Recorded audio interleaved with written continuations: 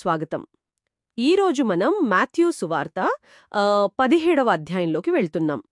ఇక్కడ చాలా సంఘటనలు ఒకదాని వెంట ఒకటి వేగంగా జరిగాయి. నిజమే. ఒక పర్వత శిఖరం మీద మొదలై కిందకు దిగి జనసమూహంలోకొచ్చి చివరికి పన్నుల దగ్గర ఆగుతుంది. చాలా వైవిధ్యం ఉంది. అవును, రూపాంతరం, ప్రవక్తల గురించి చర్చ, స్వస్థత, మళ్లీ భవిష్యవాణి, ఆ తర్వాత ఆసక్తికరంగా పన్నుల చెల్లింపు. ఈ క్షణాలన్నిటినీ వాటి ప్రాముఖ్యతను కొంచెం విడదీసి చూద్దాం. సరే అయితే, కథనం మొదలయ్యేది యేసు ముగ్గురు శిష్యుల్ని అంటే పేతురు, యాకోబు, యోహానులను ఒక ఎత్తైన కొండపైకి తీసుకెళ్లడంతో. అక్కడే ఆ అద్భుతం జరిగింది, రూపాంతరం. అవును, ఆయన ముఖం సూర్యుడిలా ప్రకాశించింది, వస్త్రాలు కాంతిలా తెల్లగా మారాయి. అంతలోనే మోషే, ఏలియా కూడా కనిపించి ఆయనతో మాట్లాడటం మొదలుపెట్టారు. ఇది కేవలం ఒక దృశ్యం కాదు. అంటే మోషే ధర్మశాస్త్రాన్ని, ఏలియా ప్రవక్తలను సూచిస్తారు కదా. అవును, వాళ్ళిద్దరూ యేసుతో సంభాషించడమంటే అది పాత నిబంధనకు ఈయనకున్న సంబంధాన్ని, ఈయన అధికారాన్ని ధృవీకరించడమన్నమాట. ఆ తర్వాత ఆ మేఘం, ఆ స్వరం, ఈయన నా ప్రియకుమారుడు, ఈయన మాట వినండి అని. సరిగ్గా అది ఆ సంఘటనకు పరాకాష్ట. శిష్యులపై దాని ప్రభావం చాలా తీవ్రంగా ఉంది. నిజమే, వాళ్ళు భయంతో కింద పడిపోయారనుంది కదా. అవును, ఆ దైవిక మహిమను చూసి తట్టుకోలేకపోయారు. యేసు వాళ్లను తాకి ధైర్యం చెప్పాల్సొచ్చింది. తర్వాత కొండ దిగి వస్తున్నప్పుడు ఈ విషయం ఎవరికీ చెప్పొద్దని యేసు ఆజ్ఞాపించాడు, పునరుద్ధానం వరకు. అప్పుడే శిష్యులడిగారు, మరి ఏలియా ముందుగా రావాలని ధర్మశాస్త్ర పండితులు చెప్తారు కదా అని. దానికి యేసు ఇచ్చిన సమాధానం చాలా ముఖ్యం. ఆయన ఏలియా రావాలనేటి నిజమే అన్నారు. కాని ఏలియా ఇప్పటికే వచ్చేశాడని, కాని ప్రజలు అతన్ని గుర్తించలేదని, పైగా హింసించారని చెప్పారు. ఇది స్పష్టంగా బాప్తిస్మమిచ్చు యోహాను గురించే. అంటే ప్రవచనం నెరవేరింది, కాని వాళ్ళ కళ్ల ముందే ఉన్నదాన్ని వాళ్ళు గుర్తించలేకపోయారన్నమాట.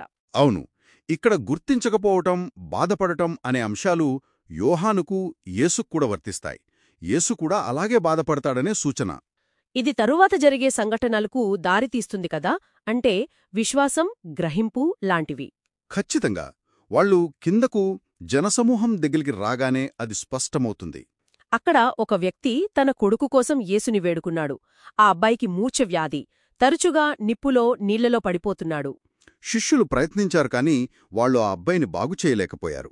యేసు స్పందన కొంచెం తీవ్రంగా ఉంది కదా, విశ్వాసం లేని వక్రమైన తరం అని. అవును, ఆ మాట బహుశా ఆ గుంపుకే గాదు, తన శిష్యులకు కూడా వర్తిస్తుంది. వారి వైఫల్యం పట్ల ఆయన నిరాశను వ్యక్తం చేశారు. తరువాత ఆయనే దెయ్యాన్ని గద్రించి అబ్బాయిని స్వస్థపరిచారు. శిష్యులు ఏకాంతంగా అడిగారు, మేమెందుకు చేయలేకపోయాము అని. అప్పుడు యేసు వాళ్ల అల్పవిశ్వాసం గురించే చెప్పారు. అవును, ఆవగింజంత విశ్వాసముంటే కొండలను కూడా కదిలించవచ్చని చెప్పారు. అంటే వాళ్ల దగ్గర అంత విశ్వాసం కూడా లేదని పరోక్షంగా చెప్పినట్లు. ఆ కొండమీద చూసిన మహిమకు, ఇక్కడ లోయలో వాళ్ల విశ్వాస లేమికి ఎంత తేడా. ఆ విశ్వాసపాఠం తర్వాత గలిలయలో ప్రయాణిస్తున్నప్పుడు యేసు మళ్లీ తన పట్టుబడటం, మరణం, 3వ రోజున లేవడం గురించి చెప్పారు. ఇది రెండోసారి. అవును, రెండోసారి. ఈ పునరావృతం ముఖ్యం. ఇది జరగబోయే దాని అనివార్యతను నొక్కి చెబుతోంది. అయినా శిష్యులు ఇంకా పూర్తిగా గ్రహించలేనట్లే ఉన్నారు. వాళ్లు చాలా దుఃఖపడ్డారు అనుంది. అంటే వాళ్ళు దాన్ని అంగీకరించడానికి ఇంకా సిద్ధంగా లేరు. బహుశా ఆ విశ్వాసలోపమే ఇక్కడ కూడా అడ్డుపడుతోందేమో. ఇక చివరి సంఘటన, కపెర్నహూంలో పన్నుల విషయం. దేవాలయపు పన్ను వసూలు చేసేవాళ్లు పేతురు దగ్గరకొచ్చి అడిగారు, మీ బోధకుడు పన్ను చెల్లిస్తాడా అని. పేతురు వెంటనే అవును అని చెప్పాడు. కాని ఇంట్లోకి వెళ్ళాక యేసు ఈ విషయం ప్రస్తావించారు. పేతురుతో ఒక చిన్న సంభాషణ. రాజులు ఎవరి దగ్గర పన్ను వసూలు చేస్తారు, సొంత పిల్లల దగ్గర లేక ఇతరుల దగ్గర?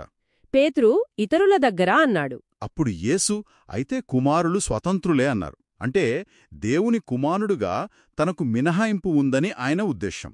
కాని వివాదం వద్దనుకుని ఒక అద్భుతం ద్వారా ఆ పన్ను చెల్లించమన్నారు. అవును, అది చాలా ఆసక్తికరమైన పద్ధతి. పేతురును సరస్సుకు వెళ్లి గాలం వేయమన్నారు. పట్టిన మొదటి చేపనోట్లో ఒక నాణెముంటుందని, అది ఇద్దరికీ సరిపోతుందని, దాన్ని తీసి పన్ను కట్టమని చెప్పారు. సరిగ్గా 4 డ్రాక్మాలు. ఈ అద్భుతమెందుకు? తన హక్కును వదులుకుని మళ్లీ అద్భుతం ద్వారా దాన్ని సమకూర్చడం, ఇందులో ఏదో లోతైన అర్థముందా? ఉండవచ్చు. బహుశా తన హక్కును వదులుకోవడం ద్వారా అనవసరమైన అభ్యంతరాన్ని నివారించడం ఒకటైతే, అదే సమయంలో ఆ డబ్బును అద్భుతంగా అందించడం ద్వారా తన దైవిక అధికారాన్ని నిలబెట్టుకోవడం మరొకటి కావచ్చు. అంటే లౌకిక బాధ్యతలను నెరవేరుస్తూనే తన ప్రత్యేక స్థానాన్ని గుర్తుచేయడం అన్నమాట. ఆహా. కాబట్టి ఈ అధ్యాయం మొత్తం చూస్తే దైవిక మహిమ ఒకవైపు, మానవ బలహీనత, విశ్వాస లోపం మరోవైపు, ప్రవచనాలు, హెచ్చరికలు, బాధ్యతలు అన్నీ కలిసి ఉన్నాయి. అవును.